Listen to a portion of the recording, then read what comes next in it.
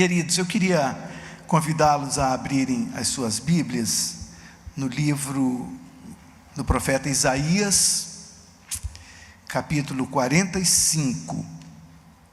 Nós vamos ler um trecho pequeno, que vai do verso 21, a parte C do verso 21, e nós vamos até o verso 25.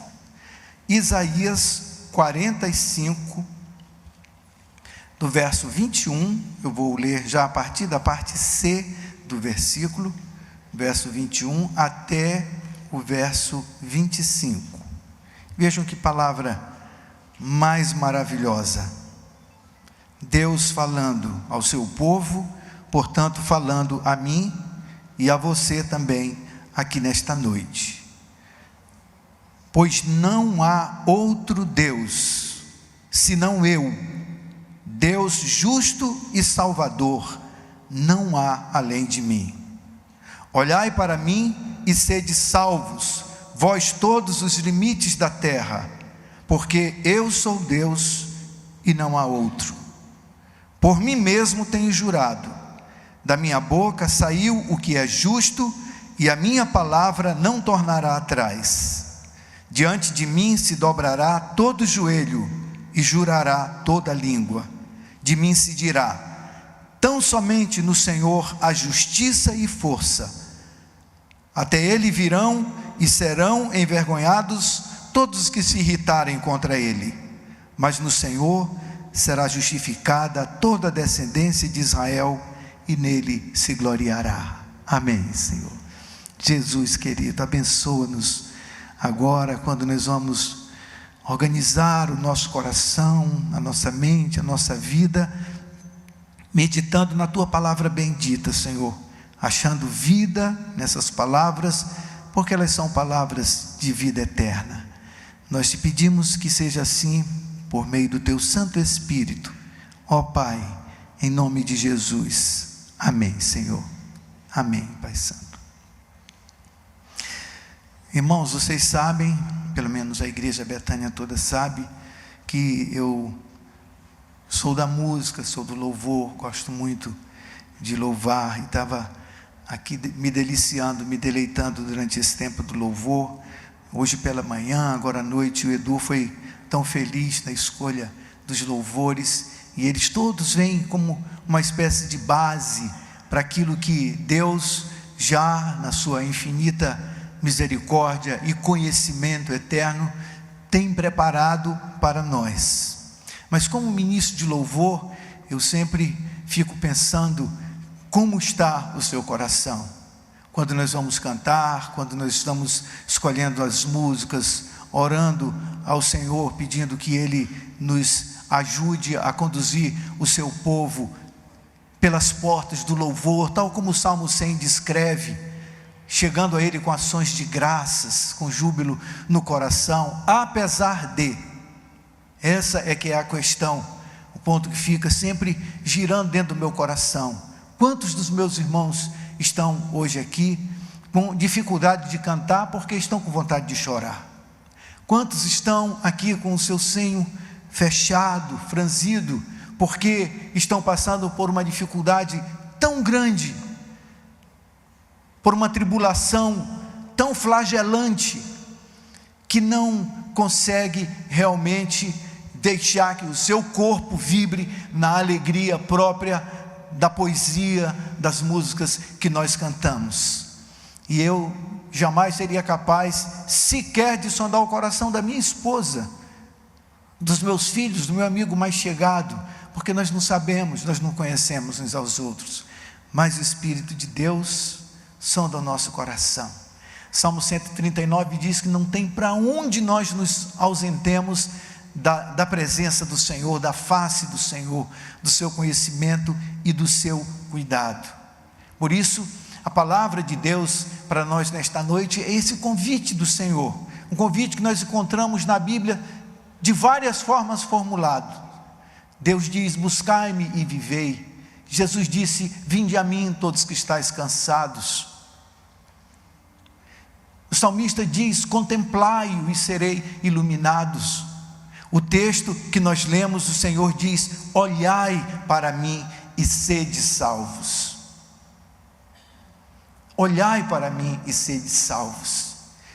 Numa frase com poucas palavras, o Senhor nos ensina o segredo de posse de tudo aquilo que Ele, na sua grandeza infinita, na sua bondade e misericórdia inexplicável, tem orientado e reservado para a vida e para o coração de cada um de nós. Deus me ama, Deus ama você, Deus nos ama. Outra coisa importante de nós sabermos, porque isso dá um valor tão grande ao nosso coração, ao nosso encontro, o valor com o qual o nosso coração é enriquecido, é por causa da presença do Senhor, por causa do seu plano, daquilo que Ele elaborou, Ele planejou e executou. O quê? Esse encontro. Foi Deus quem planejou esse encontro.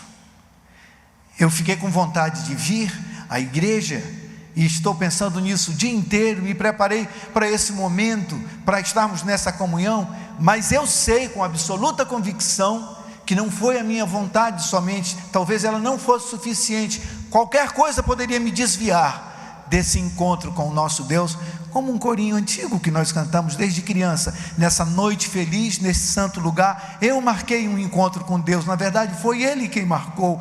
Ele colocou no meu coração e no seu coração esse desejo, para Ele nos dizer que há um segredo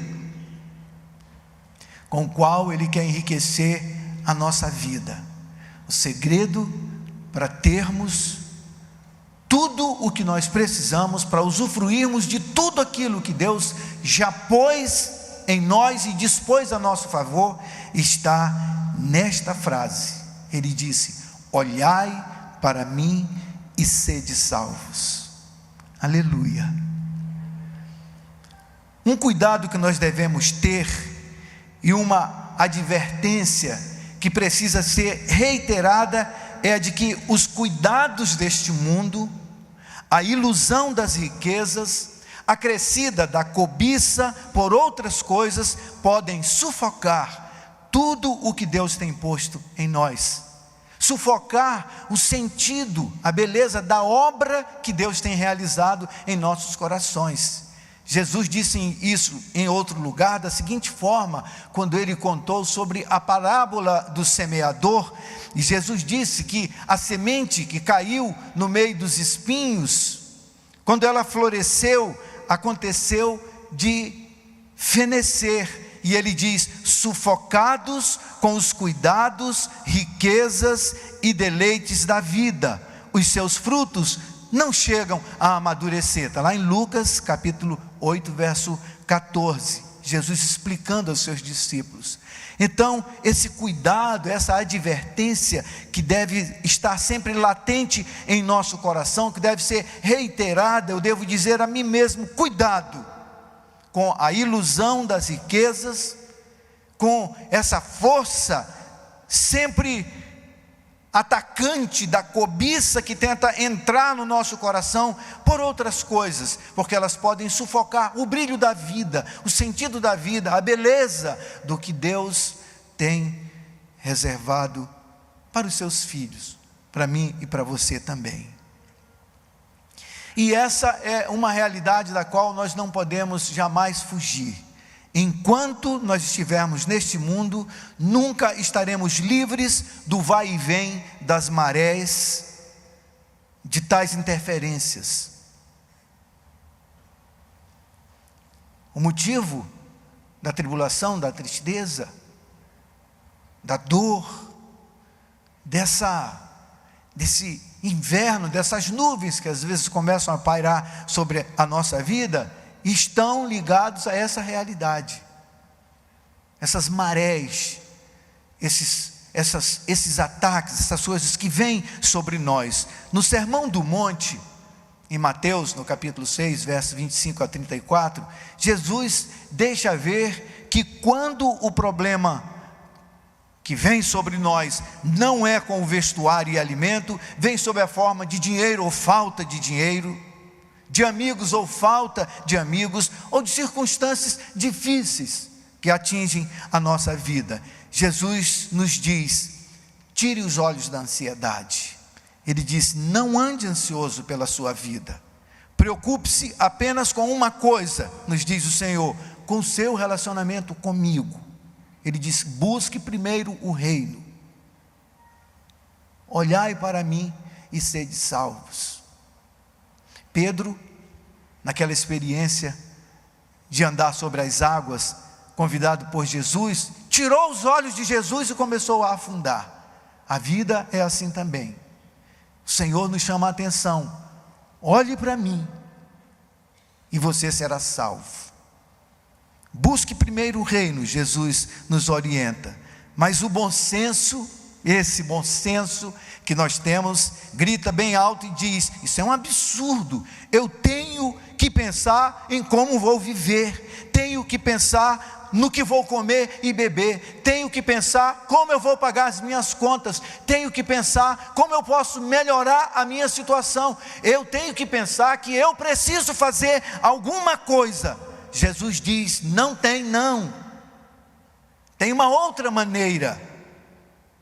Mas ouçamos com cuidado, para não nos deixarmos levar pela ideia de que essa afirmação de que você não tem ou não precisa se submeter ao cadinho da ansiedade, ao chicote da ansiedade, para não nos deixarmos enganar ou levar pela ideia de que essa afirmação é feita por alguém que não compreende as circunstâncias particulares da nossa vida. Jesus disse isso, está escrito na sua palavra, mas isso é genérico, porque a minha situação talvez não esteja sendo contemplada quando Jesus diz: não fique ansioso, mas eu preciso ficar ansioso. O Senhor Jesus, na verdade, precisamos dizer ao nosso coração, conhece sim a minha e a sua realidade, muito melhor do que nós, e diz que nós não devemos pensar nelas a ponto de transformá-las na maior preocupação da nossa vida. Deus quer nos ensinar a caminhar e a viver a vida, mas este é o cuidado para o qual nos alerta a palavra: certifiquemo-nos de que estamos colocando o nosso relacionamento com Deus em primeiro lugar. Jesus disse, para ajudar-nos a consertar isso dentro de nós: basta ao dia o seu próprio mal. E nós podemos dar uma verificada dentro de nós e ouvir quantos males começaram a nos ameaçar hoje, quais os demônios que ficaram olhando para você a perguntar: agora o que é que você vai fazer no próximo mês? Agora como é que você vai resolver essa questão? Agora como é que você vai sobreviver até o próximo ano? Agora como é que você vai dizer? Agora como é que você vai responder? Que prestação de contas você poderá fazer? Confia nas coisas dessa maneira e me diz depois como é que você vai chegar ao fim dos seus compromissos. Jesus, com a sua voz mansa, de Senhor absoluto, diz: não vos inquieteis. Meu irmão querido, e eu, como Davi falava com a sua própria alma, digo a mim mesmo: ouça o Espírito, ouça o Senhor. Regredimos na comunhão espiritual todas as vezes que nós pretendemos impertinentemente saber mais do que Jesus Cristo, quando permitimos que as preocupações do mundo dominem o nosso coração e nos faz deixar de lado o quanto mais do nosso Pai Celestial, quando Jesus se refere nessa passagem do Sermão do Monte de Mateus 6 que nós estamos aqui mencionando.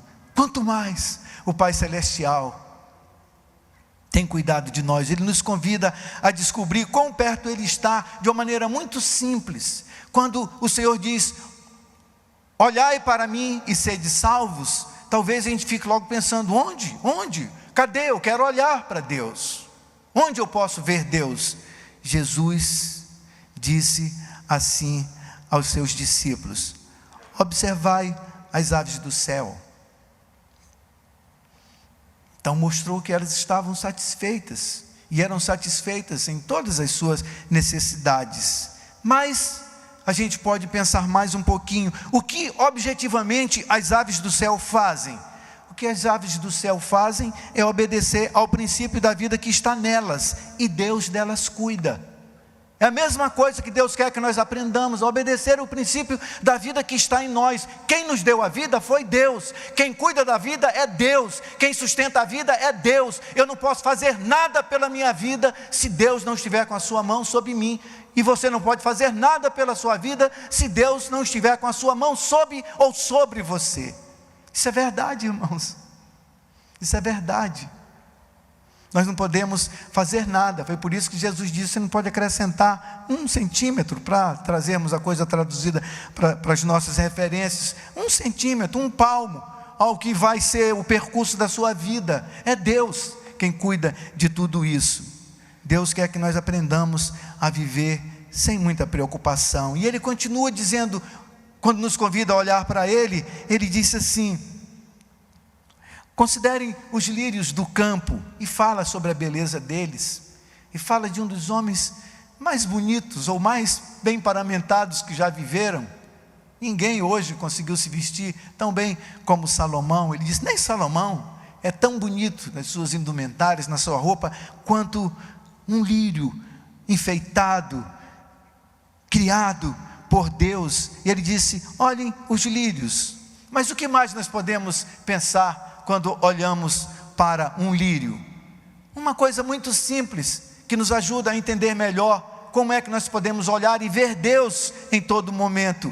Os lírios crescem onde eles foram colocados por Deus, onde eles foram postos por Deus. Muitos se recusam a crescer onde foram postos, tomam iniciativas fora do controle de Deus, tentam fazer aquilo que não poderiam fazer, consequentemente acabam por não lançar raízes em parte alguma. Sua fé não está em nada, está nele mesmo, e ele acaba descobrindo que ele é impotente, que ele não consegue criar ou fazer nada além daquilo que Deus, na sua infinita misericórdia, nos tem concedido. Aos que creem e aos que não creem também, todos dependem da sua graça, da sua misericórdia. Jesus diz que se vivermos de acordo com a vida que Ele nos deu, Ele é quem nos dá a vida, Ele cuidará de todas as outras coisas. Jesus disse isso. Será que Jesus estava mentindo? Ou será que Jesus está iludido? Ou será que Jesus não tem noção? Será que Jesus é um sem noção? Será que as palavras de Jesus não têm sentido? Ele disse: vosso Pai Celestial sabe do que precisais. Ele sabe como cuidar, Ele sabe como resolver o nosso problema, Ele sabe como nos tirar da fria que nós nos metemos. O que você está fazendo aí? Deus sabe e pode, e Ele tem tido paciência, graça, compaixão e misericórdia, perdão e amor. Por isso que nós podemos, em cada uma das nossas reuniões, dos nossos encontros de mãos dadas, dizer soberbamente: feliz, até aqui nos ajudou o Senhor. Ele chegou conosco até aqui. Depois de tudo, estamos aqui, porque Ele tem cuidado de nós. Eu acho isso muito maravilhoso. Não, Jesus não está enganado.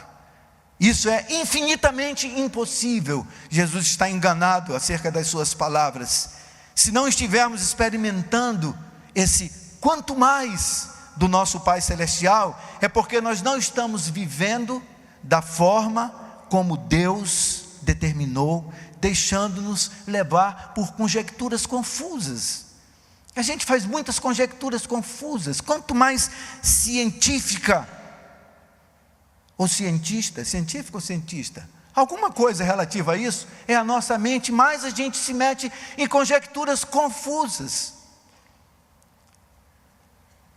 porque deixamos de olhar para a simplicidade do convite de Deus. Quanto tempo nós levamos aborrecendo a Deus com perguntas, quando deveríamos estar completamente livres? Sabe para quê? Para nos concentrarmos nele, em suas maravilhas, na contemplação da beleza da sua santidade, em seus tremendos feitos, prestar mais atenção para o que nós cantamos, Não só o poeta que escreveu, mas cada música que nos é dada é um legado de Deus para nós desfrutarmos, cantarmos e pensarmos. É muito maravilhoso.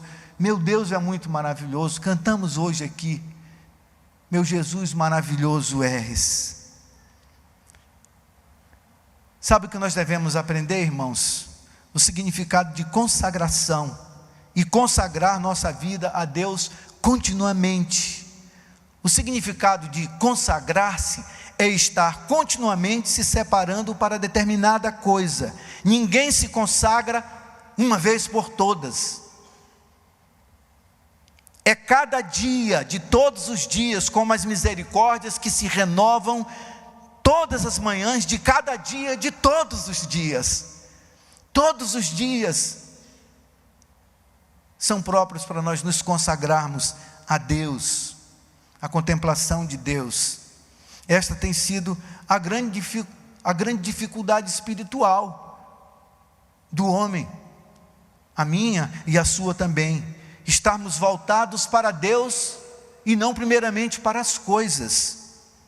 Eu vou dizer uma coisa aqui que talvez você nunca tenha pensado, mas as bênçãos deixam de ser bênçãos se, por nos sentirmos abençoados, negligenciamos nossa comunhão íntima com Deus.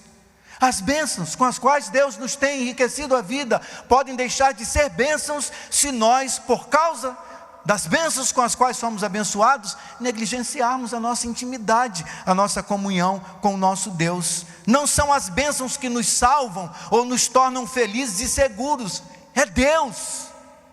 Quem nos faz feliz é Deus.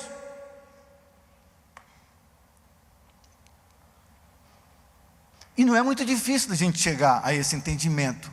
Os ricos não são mais felizes do que os que não são ricos. Os bonitos não são mais felizes do que os que não se acham bonitos. Os que têm muito de tudo não são mais felizes do que os que têm pouco ou quase nada de nada. A felicidade está atensa a Deus, ao conhecimento, ao relacionamento, à intimidade com o nosso Deus. Portanto, não esqueça isso: as bênçãos deixam de ser bênçãos se, por nos sentirmos abençoados, negligenciamos nossa comunhão íntima com Deus. Eis o nosso texto: pois não há outro Deus senão eu, Deus justo e Salvador, não há além de mim. Deus justo e Salvador, não há além de mim. Olhai para mim e sede salvos. Salvos de tudo. Salvos das nossas idiosincrasias, salvos das nossas manias, salvos daquilo que nós não conseguimos resolver, salvos eternamente, salvos agora, salvos todos os dias, salvos para dormir bem, salvos para amanhã acordarmos e continuarmos a desfrutar do bem da vida que Deus nos deu, da vida que Deus sustenta em nossos corações. Olhai para mim e sede salvos. É possível que a maioria de nós nunca tenha se apercebido dessa estranha constatação, que quase sempre são os problemas que nos fazem olhar para Deus. As bênçãos, todavia, por estranho que lhe possa parecer, têm levado o homem a se afastar de Deus e a olhar para as coisas e não olhar para Deus. Quase sempre são os problemas que nos fazem olhar para Deus. Você pode lembrar, eu me lembro demais. Ainda agora eu estava, antes de vir para cá, conversando com uma amiga muito querida, que chegou em casa pouquinho antes de eu sair, chorando, com problema, com dificuldade. E ela até pensou: não vou para a igreja não quero ficar lá na igreja com essa cara de choro. Eu falei: não, vai lá, vamos lá, a igreja é um lugar bom para a gente chorar. Ninguém se importa, e se importar, se importa bem, se aproxima para chegar perto e ajudar. Mas ali no meu coração estava lendo o texto e pensando: Deus está chamando ela para olhar para Ele, porque eu sei que essa minha amiga, como eu também, como nós aqui, quando tudo está bem, facilmente nós negligenciamos a nossa comunhão com Deus. É só o bolsinho se encher de dinheiro que a gente começa a esquecer de gastar tempo com os joelhos em terra, com o rosto entre as mãos, clamando pelo seu nome e dizendo: Senhor, eu quero estar mais perto de Ti, Tu és o meu consolo. Quem pode enxugar as minhas lágrimas? Se eu não tiver lágrimas para enxugar, eu me esqueço do meu Deus. Nós somos assim, nós somos muito cruéis com o nosso Deus. Mas olha o texto, o Senhor não mudou. Ele diz: olhai para mim. Nós não devemos olhar para as coisas, nós não devemos sofrer por causa das coisas, quando as temos ou quando não as temos. Eu percebo que há uma idealização mental equivocada de como deveria ser um cristão, ou como deve ser um cristão, e essa vida idealizada tem se tornado um obstáculo à comunhão com a pessoa de Deus. Sabe o que eu observo da idealização de um crente abençoado? É alguém que não tem problema. Não é isso que a gente tem ouvido? Você não está com problema, você é uma pessoa muito abençoada, você não tem problema. Eu agora diria assim: não, você não está muito abençoado não, você está sem problema, você está longe do Senhor, você está pensando que essa terra aqui é tudo, e que as coisas que estão aqui é tudo que nós precisamos ter, está esquecido da música que nunca mais nós cantamos. Tudo aqui é nada, se comparado ao que nós temos no Senhor e ao que teremos do outro lado, do lado de lá, enfim, como resultado da nossa comunhão com Deus. Tudo aqui é nada, tudo aqui é nada.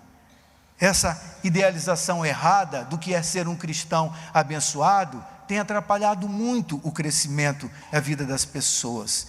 É ao nos concentrarmos no Senhor que nós encontramos exatamente aquilo que nós precisamos. Porém, muitos se afastam, muitos estão afastados, ressentidos contra Deus e confusos porque se sentem não abençoados, não atendidos, porque o seu referencial é qual? A idealização mental equivocada do que é um crente abençoado, do que é um cristão abençoado. Ser cristão abençoado é aprender a viver em comunhão com o Senhor. É nele que nós devemos estar concentrados, é nele que nós encontramos exatamente tudo o que precisamos, é no Senhor, é nele que nós temos, é das mãos deles que vem a nossa posse. Somente Ele pode dizer assim e garantir a sua palavra: olhem para mim e sejam salvos. Ele não diz: olhai para mim e sereis salvos. Quando nós olhamos para Deus, é imperativo: sede salvos. Há uma ordem, há uma garantia dessa palavra para a nossa vida, para o nosso coração. Ser abençoado é viver cada dia em função do Senhor, é viver para o Senhor, é lembrar que tudo começa nele, que tudo vem dele, que tudo converge para ele. Ser cristão é estar com os ouvidos sintonizados para ouvir a voz de Deus, em qualquer circunstância. Eu me lembro de uma frase que eu li, de um crente, desses crentes maravilhosos. Há muitas frases que ele pronunciou falando do seu amor por Jesus, e uma delas, Samuel Rutherford, ele disse o seguinte: para mim, o céu é o meu Senhor Jesus Cristo. Onde Ele estiver, para mim é o céu. E Ele diz que está no meu coração. Mais ou menos essa é a frase dele. E se alguém me disser: mas Jesus não está no céu, Jesus está no inferno, ele disse: então eu quero ir para o inferno, porque para mim a felicidade é Jesus, é estar com o meu Jesus, é satisfazer o meu Jesus, é vê-lo dentro de mim, é percebê-lo na minha vida, seja no sofrimento, seja nos momentos de tranquilidade. Eu estive visitando nosso querido Horácio, porque hoje pela manhã tivemos um momento sublime de oração, todos os diáconos vieram à frente, ele é o presidente da junta diaconal, e nós oramos por ele, mas numa dessas visitas, aquele jeitão português dele, ele disse: estou preparado, pastor, preparado, se Deus quiser me levar, eu estou de malas prontas. É tão bom a gente ter essa convicção no coração. Se Ele quiser me curar, eu quero, mas se Ele quiser me levar, eu estou de malas prontas. E certamente esse Deus maravilhoso vai também derramar, se Deus determinar assim. Nós estamos pedindo que não queremos que Ele continue aqui conosco, na junta diaconal, presidindo a junta diaconal, mas se Deus quiser tê-lo, eu sei que Deus vai também fazer o que nós não podemos fazer no coraçãozinho da Elvira, dos filhos, vai trazer consolo, porque Deus diz isso e garante: olhai para mim e sede salvos, olhai para mim e sede salvos. As dificuldades e provações, a preocupação com o que devemos fazer no próximo ano, ou amanhã, ou na semana que vem, se desvanece quando nós olhamos para Deus. Ele está perto, Ele está aqui. Portanto, essa é a palavra: erga-se e olhe para Deus, edifique nele sua esperança. Não importa que haja 1001 coisa a pressioná-lo, exclua resolutamente todas elas e olhe para Ele. Deixe que as outras coisas venham e vão, pois é assim mesmo que sempre acontece, elas vêm e vão, tudo passa nessa vida, alegria e dissabor.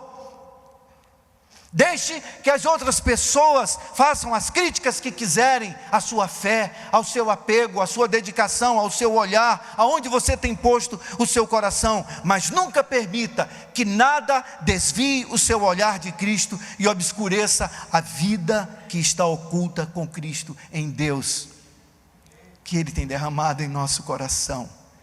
A mais preciosa disciplina da vida cristã consiste em aprendermos a nos manter olhando para o Senhor, olhando para o autor e consumador da nossa fé. Olhai para mim. A salvação ocorre no momento em que nós olhamos para Jesus. Olhai para mim e sede salvos. Acabei. E você pode agora dizer assim, dentro do seu coração: e daí? O que eu faço agora com isso? Eis a questão. Não jogarmos fora o sublime. Todo pastor, mesmo aqueles que dizem que não, gostam quando alguém ao final do culto diz: sua mensagem me fez muito bem, pastor, muito obrigado. Mas nós pastores, e você também crente de fato, sabe que há um e daí, depois de cada palavra que Deus dá ao nosso coração. Nós não podemos fazer, num encontro como esse, com o que nós normalmente fazemos nos congressos que nós vamos. Vocês já repararam? Você lembra do último congresso que você foi? Você fez alguma coisa que você ouviu naquele congresso? Normalmente não fazemos nada.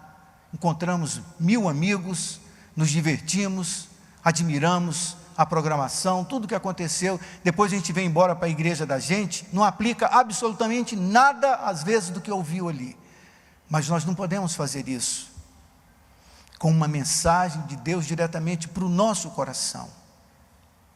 Não há nada do que foi explicitado pelo Espírito do Senhor, que não deva imediatamente se transformar em regra de vida para nós. É a palavra de Deus para o nosso coração. Então diga, e daí? E você mesmo responde o que você quer fazer. Escolha ser simples, escolha viver a vida simples, escolha crer no que Jesus falou, escolha lançar a sua vida sobre as palavras simples do Senhor.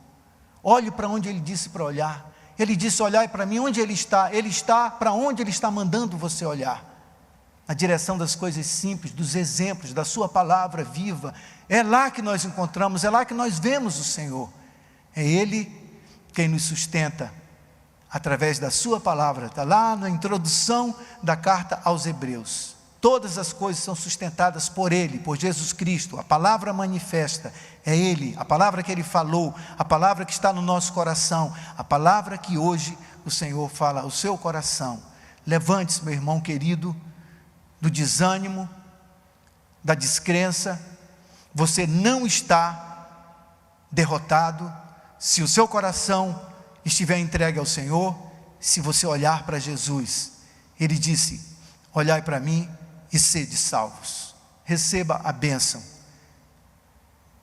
compartilhe essa bênção, multiplique essa bênção durante essa semana e dê glória ao seu Senhor, ao autor da sua vida, ao dono do seu coração. O nome dele é Jesus, aquele a quem nós adoramos nesta noite. Vamos curvar a cabeça para a gente orar e falar com o Senhor.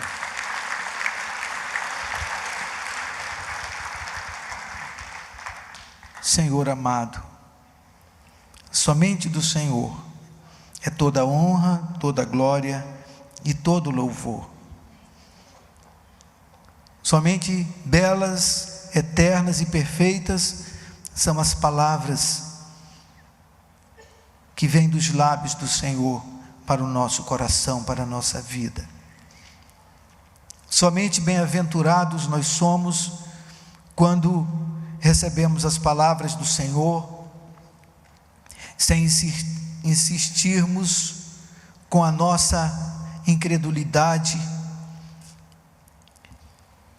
em teimar e não entender que na simplicidade das suas palavras nós temos a eternidade e a perfeição, e tudo aquilo que nós desejamos e buscamos está no teu conselho, nos teus preceitos.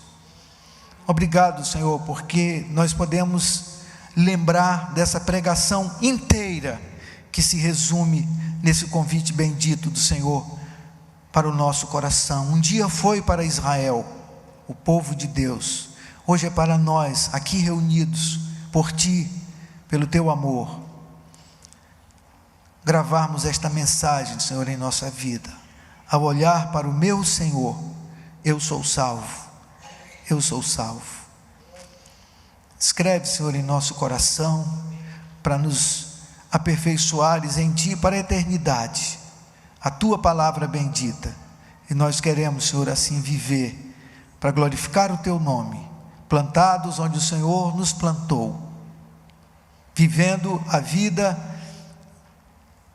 com cuidado nos princípios, nos preceitos, nos mandamentos, na ordem sublime e bendita, que de modo tão simples o Senhor nos dá, para que até mesmo alguém simples como nós, como eu, possamos entender,